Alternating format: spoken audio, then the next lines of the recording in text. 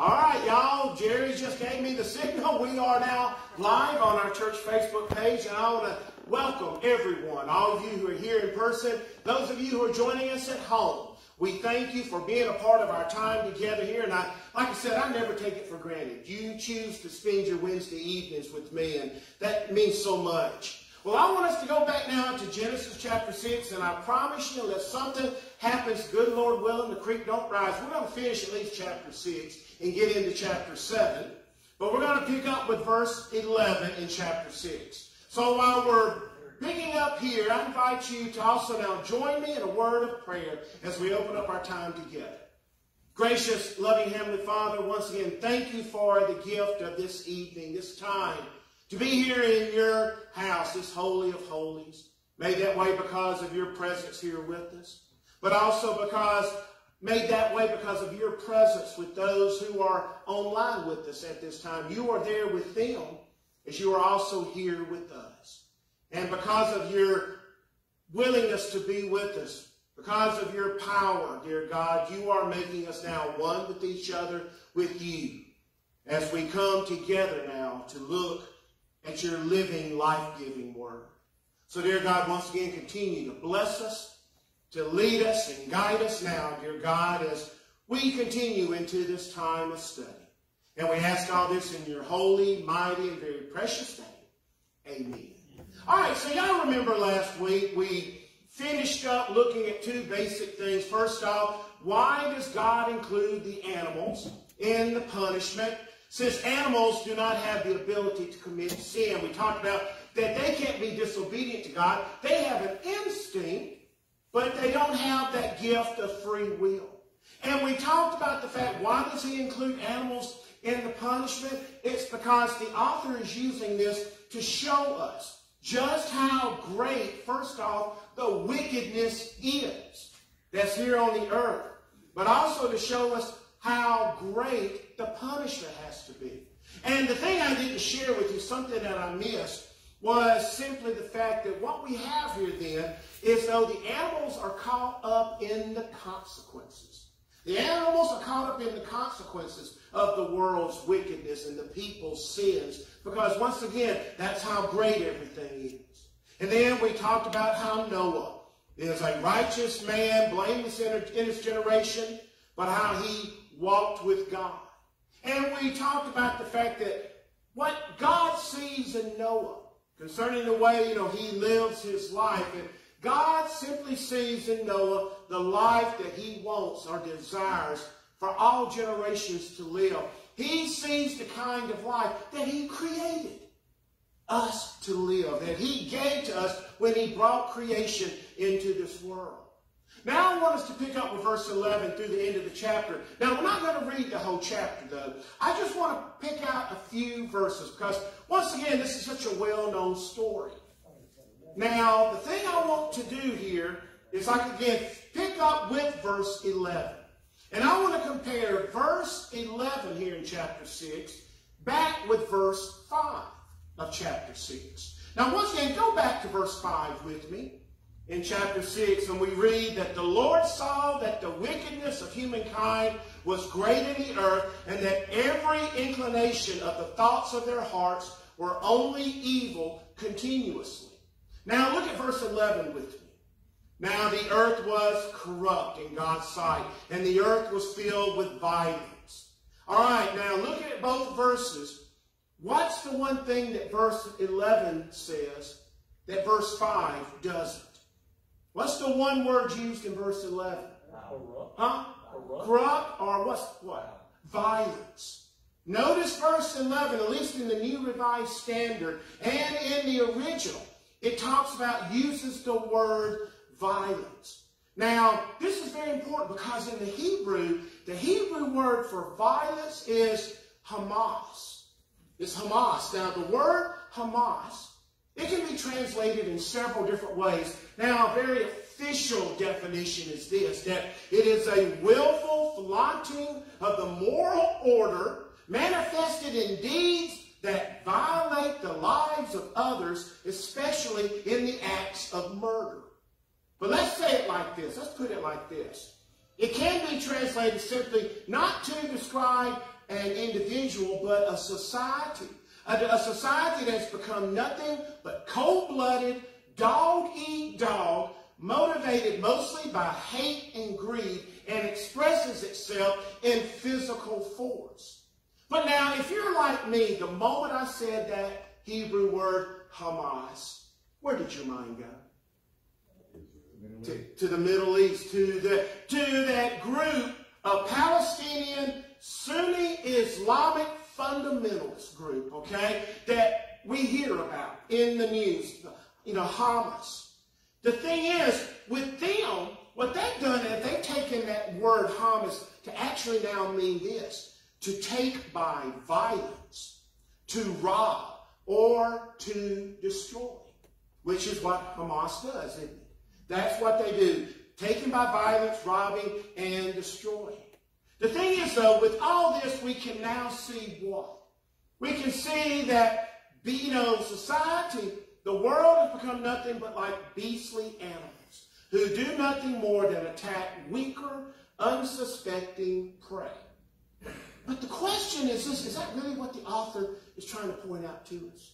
Is that really the message? Is that really what he wants us to see? Actually, it's believed to be two things he actually wants us to understand. First off, because telling us how bad, dog eat dog, motivated by hate, expressed through physical force, to rob, to destroy.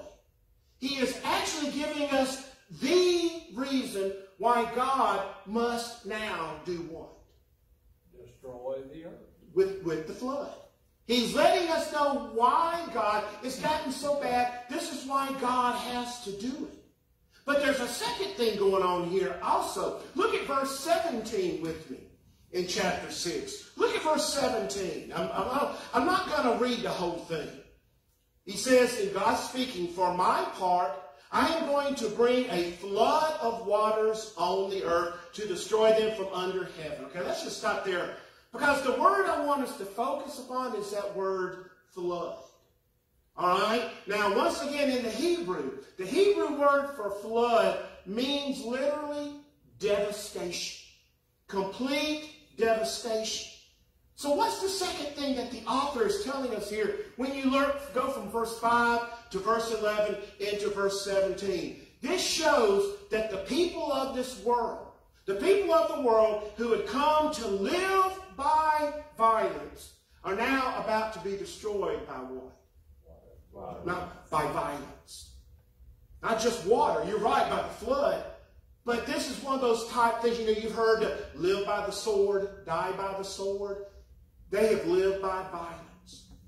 And folks, what we're talking about when that flood hits, we're not talking about standing there and you just stand there until the water rises above your head. We're talking about storms. We're talking about flooding that came and was dragging people away. One picture in my mind I'll never forget. I saw this. This was a painting of the ark in the flood. And in that picture, they had the ark out in the middle of all this water. And there were people hanging on the side, beating on the door, trying to get in. Because the waves were just, washing them away. That's how bad it was. People that have been living by violence are now going to be destroyed by violence. Which I think is a message we need to hear today. I think this message the world needs to hear, okay? So the thing is, this is going to be a very violent act. But now as we get into this some more, now look at verses 14, 15, and 16 with me. Now, we get into verse 14, and the first thing that we're given is a description of the wood that is used. And we've been told throughout different translations, possibly one of two woods. Some call it a cypress wood. Anybody got anything different? Anybody got it? Gopher wood. I've heard gopher wood and cypress wood. But if your Bible is like mine, you've got a note. You've got a little letter there. You've got a number. And at the bottom of your page is a footnote that lets us know what? Does your Bible have a little footnote about the wood? Okay, just like I said, once again, it depends upon the editor that you got. Mine says, meaning of Hebrew uncertain. You see, To this day, we still don't know what kind of wood that was. We still don't know what kind of wood that was used on this. All we know that wood was completely what? Well, it was worthy of building the ark. Ark. It floated well. Okay, so which means what? Waterproof. It was waterproof. You're right. God picked the wood because it did what it did. It was waterproof. But there's another interesting thought about this that comes also from a belief or a teaching. Some biblical scholars, what they think that the author is actually describing here is a combination. We don't know what it is because it's not one specific wood.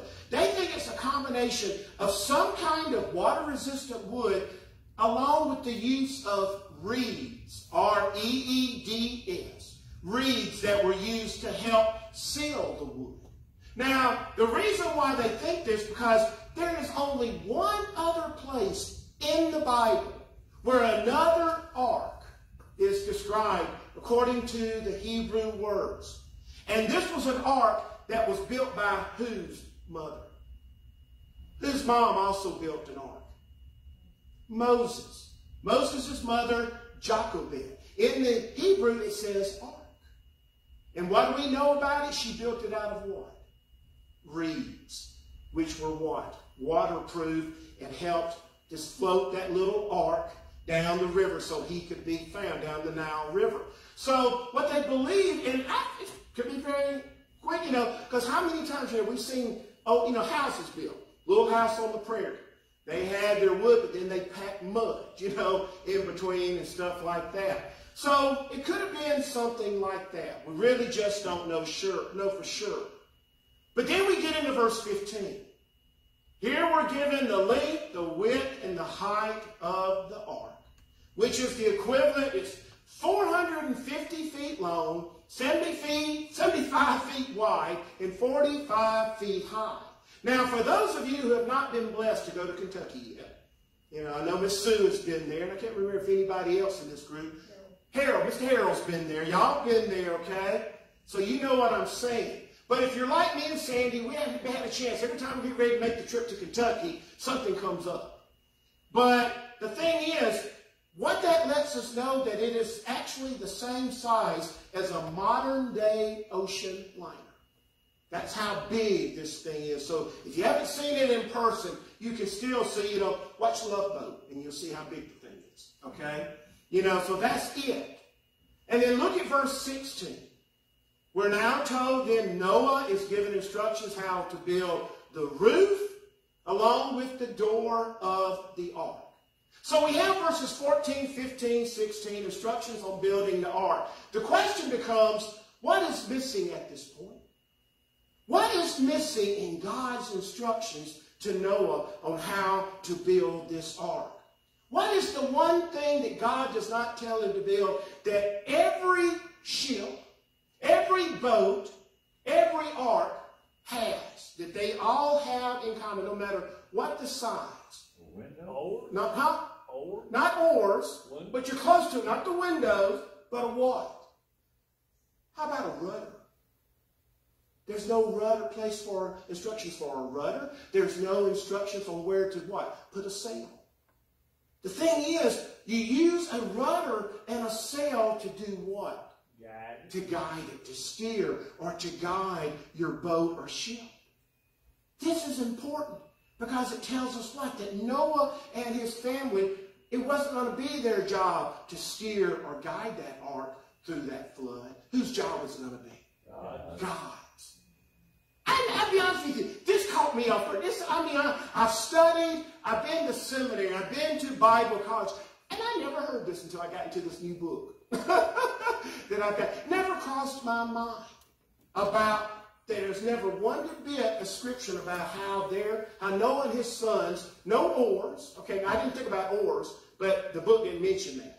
But there's no description on how they're supposed to steer or guide it. Because God's going to be the one who guides that ark through the flood waters.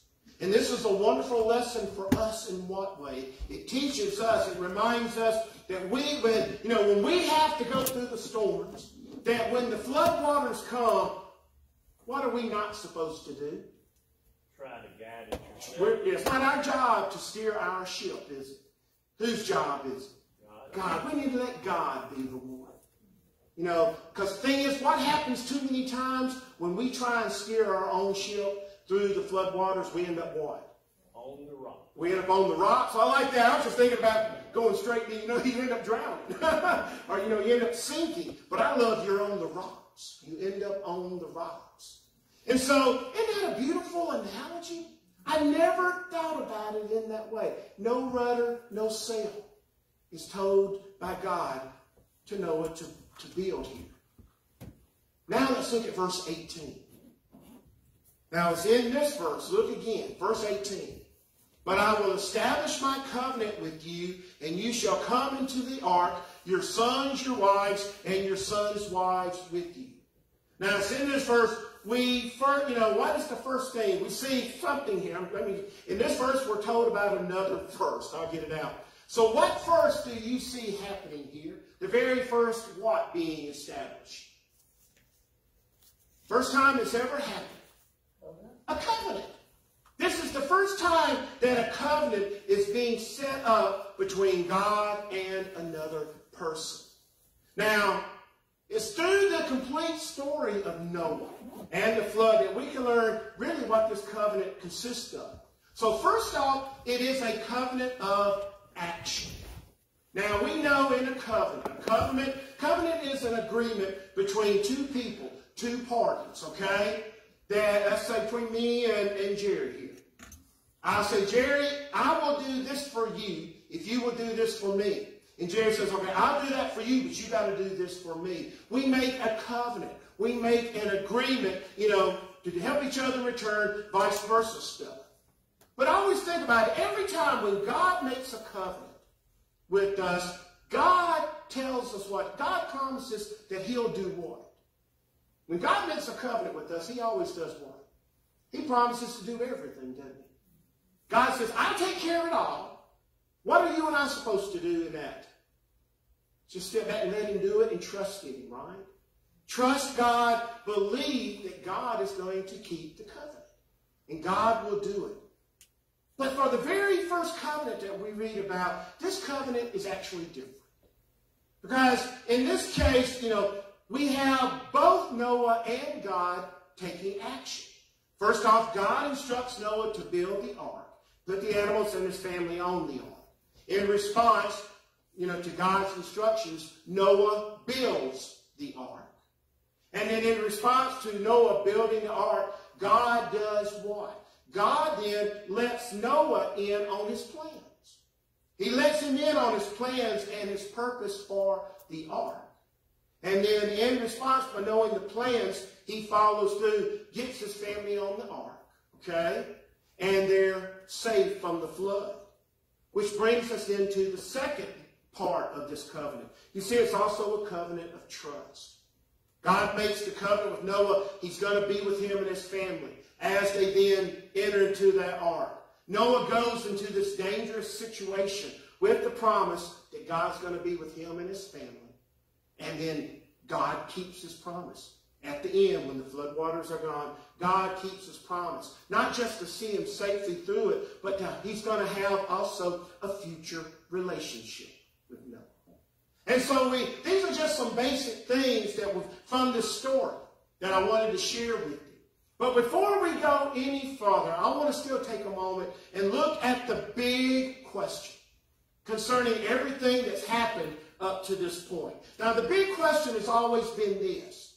Instead of having Noah and his sons build the ark, why doesn't God just let all living humans and animals die in the flood? And then after the water's gone, start completely over with brand new creation? We've seen that he's done it already, twice? If you go back to Genesis 1:1, that's the first act of creation.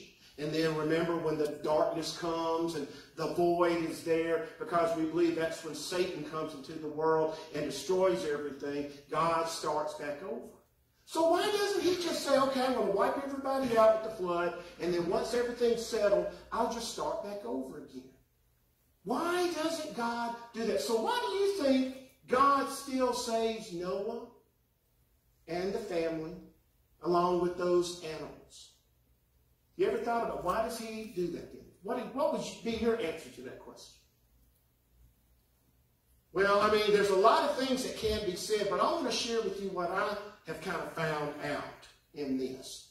You see, I believe that the answer to that question can actually be found in the life of Noah. Remember, once again, Noah was what? He's blameless, righteous, and he what? Found favor with the Lord. But more important, what's the third thing? He walked with God. He found favor with God because he was blameless, righteous, and he walked with God. And because of the life Noah lived, his life shows us what? That first off, that it shows that with God, there is a reward. A reward that comes from living a righteous, blameless, walking with God life. You might want to call it a what? Blessing. There are blessings. There are rewards that come from living your life the way God created us to live it. But I think it goes a little deeper than that still. You know, greater still in allowing Noah and his family to live, God is also showing two other things. First off, he's still showing that no matter what, God will continue to do what for us? He'll continue to what? To love us and take care of us. But the biggest thing is, most importantly, using Noah and his family in this way is God's way of letting us know that he will never what? That he'll never give up on us. He'll never leave you. He'll never leave us. Jesus says, I'll never leave you. I'll never forsake you. The reason why he doesn't wipe everybody and start all over, to me, is this. Because once again, you know, God created us to give his love too. But more importantly, it's a sign, it's an understanding, it's a reminder for us that no matter how wicked we may become, God is never going to give up on us. He'll always be there to help us. And keeping Noah alive instead of just wiping everything out, that's what this is about. It reminds us of that truth. So now join me in chapter 7. Just a few things here. Now look at verse 6 in chapter 7. Now we're told here, Noah was 600 years old when the flood of waters came on the earth. So what we have here is the first proof of what? Long life. Okay, long life. Or the proof that God did not do what, though? Remember back, what was it, in chapter 6, verse 3, we're given the number 120 years. And it's always been believed that this was the lifespan, that God was shortening lifespan to people. But here we have proof that once again, it's not about a lifespan. The 120 years was about the 120 years period of grace and mercy that God was giving the people one last chance to come back to it, to get back right with God. So we have that. But now, look at verse 11 with me now, in chapter 7. Now, the thing is this, when it comes to skeptics that want to try and disprove that the flood did not happen, and trust me, they're out there. There are books speaking against the flood. What do you think is their number one argument that the flood never did happen? What do you think their number one argument is? You see, their argument, the number one argument is they point out that there is no way that enough rain could fall upon the earth within a 40-day period of time that could cause the world to be completely covered with water. That's their argument. Now, the thing you must understand is this, that science has proven them right. Science has proven them right that there was no way that in a 40-day period of time enough rain would fall out of the sky. But there are two factors.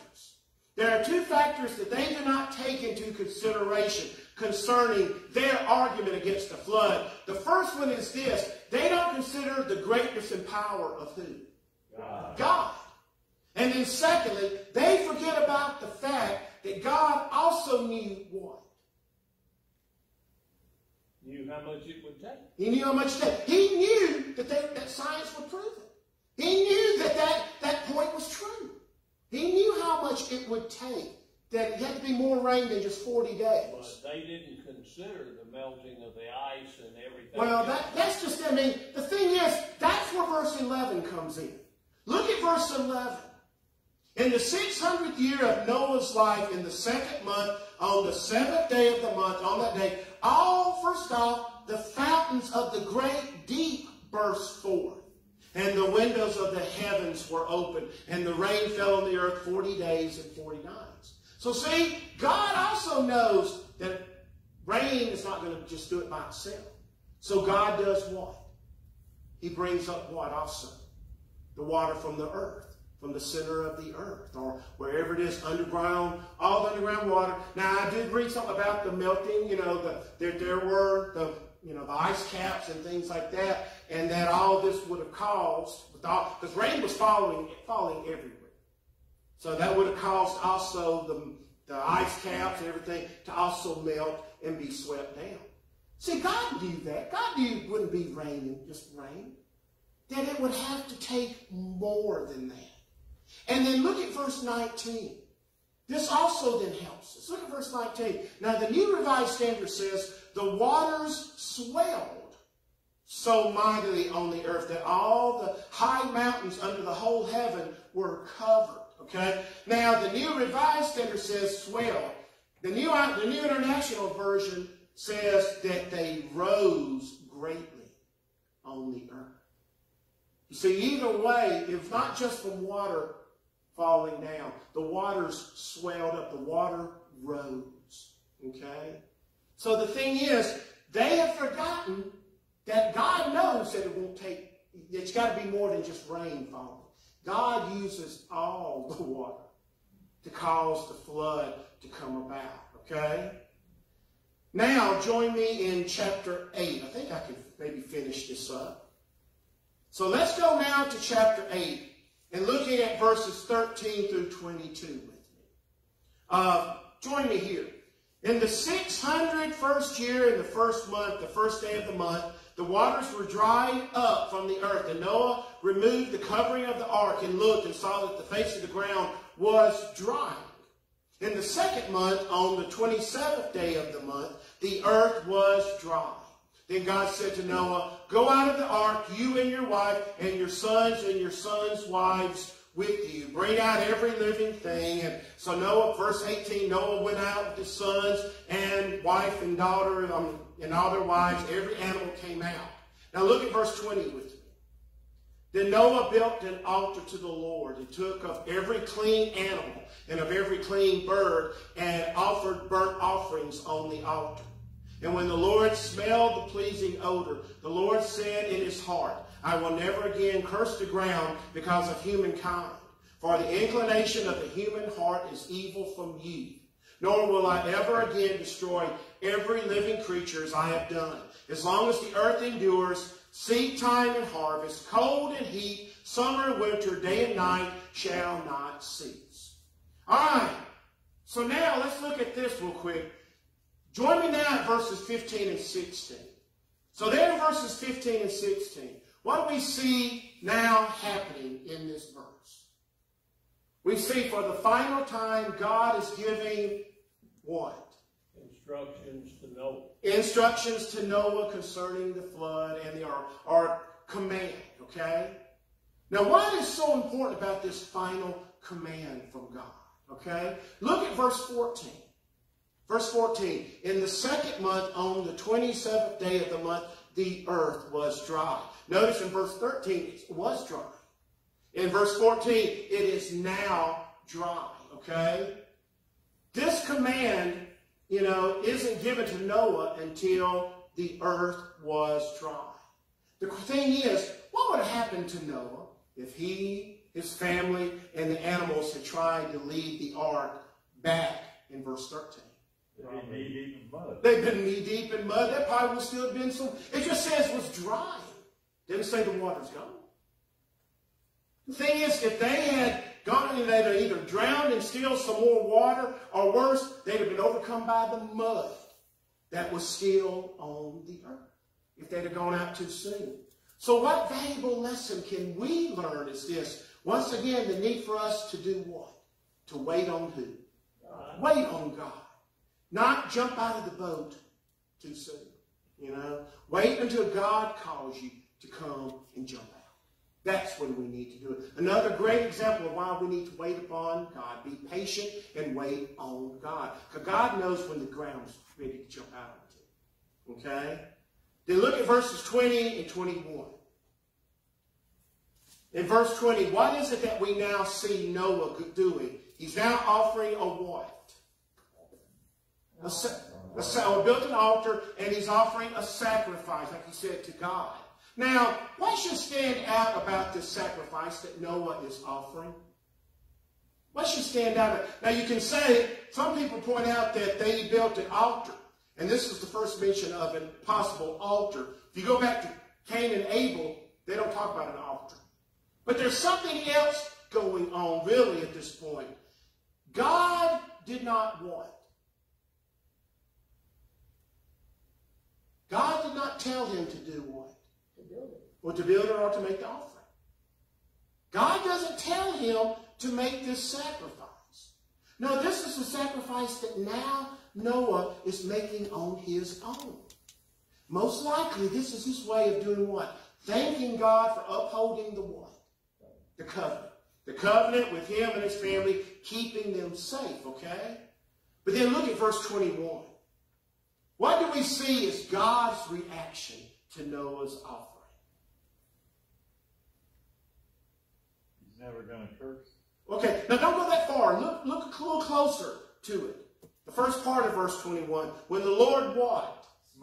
Smelled the what? Pleasing odor, okay? And it touched his heart. All right? Now, once again, we have the author using to describe what is going on here. That literary work I talked about. Remember that big, huge word? Anthropomorphism. Anthropomorphism is when the author uses something to help us understand, especially what God is feeling, by using human terms and descriptions.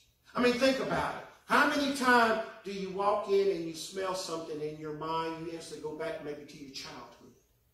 You know, or you go back to a moment when you just felt at peace, you had great joy in your life. Smell is one of our strongest senses, and it can do that for us. And so for God to, because the truth is God doesn't have a nose, all right? God is God. Well, you know, after a good rain, it always smells so fresh. It does. It really does. That's true.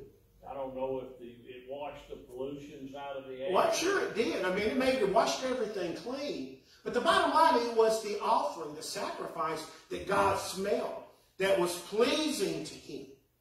But then look in the middle there. In the middle and in the end of verse 21. Once again, now, Mr. David, what's the result of Noah's sacrifice? First off, God says, I will never again curse the ground because of humankind, nor will I ever again destroy every living creature as I have done. Okay? Now, that's most likely the way the author originally wrote it. If you look there at verse 21, you read it, that's more likely the way that it was originally put together, okay?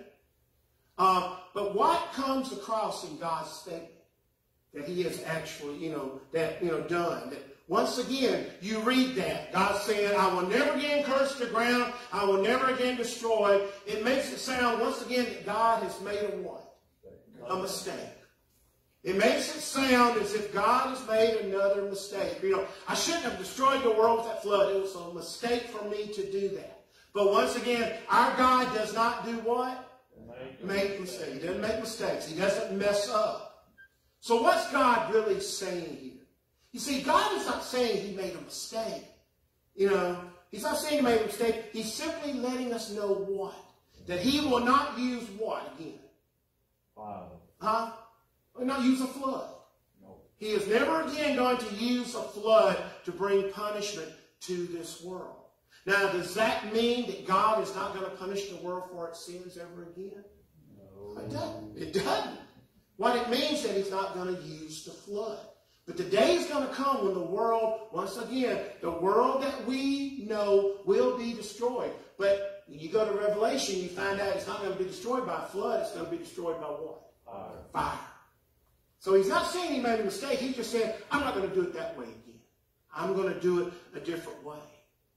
But what's the biggest thing that God is also letting us know in this verse? Now, in the middle of that, between those two parts of the verse that we originally believed the way it's written, in the middle of it, God says, for the inclination of the human heart is evil from youth. Some of you have the word childhood in the middle of verse 21. Now, talking about youth or childhood, instantly, I could go and point out what a lot of scholars say, that this is a reference to what we call the age of accountability. All right? But I'm not big on that, because I don't think there's a specific age of accountability. You know, when a person reaches his or her age of accountability, that's though when they begin to do what? They have to deal with the consequences that Adam and Eve had to deal with, which came about from what? Not just the act of sin, but they're dealing with what tree? With the tree of knowledge of good and evil. You know, they have to deal with that knowledge. For people, there's different ages for that. Some younger, some older. Now, what I believe that God is now saying is that he's no longer going to deal with us and our acts of sin. They're not going to not just jump into all our, just into all of our lives. Not going to put the entire world together to bring about any type of punishment. Not going to bring us back together in one big group. No, instead, God is now going to deal with us how? Not in a big group, but how? He's going to deal with us how? Individually. Individually. On an individual. God is going to work with us now one-on-one. The thing is, what's the catalyst though? Look at what I just read in verses 20 and 21, especially verse 20. What's the catalyst that starts all of this? It is in verse 20. Huh? The sacrifice. Noah makes the sacrifice. That's what gets it started. And this is important because Noah's sacrifice, the individual sacrifice that this one man makes, ends up paving the way for what other sacrifice? For whose sacrifice? You know. Huh? Us? No. Jesus. This paves the way for Jesus' sacrifice. Remember, Jesus sacrificed himself not just for the world, but he also did it for who?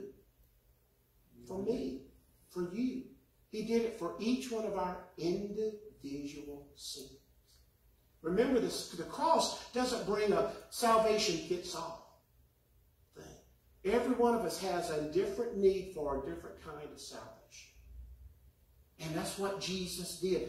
Noah's sacrifice paves the way for a sacrifice that's going to occur 10 to 50,000 years later. But it's going to be the sacrifice that's really going to change the world. But the day is coming when one day the world once again will be judged. But no longer with the flood, now with the fire. All right, so that's it. We're going to pick up then. Well, we won't meet next week. So we'll be back together in 2 weeks. We got Thanksgiving next week, so hope you enjoy your holiday. And I want to thank you at home for being here with us. Hope you have a blessed and terrific Thanksgiving holiday next week. And be sure and join us now in 2 weeks. So until we're together again, take care and God bless. Goodbye.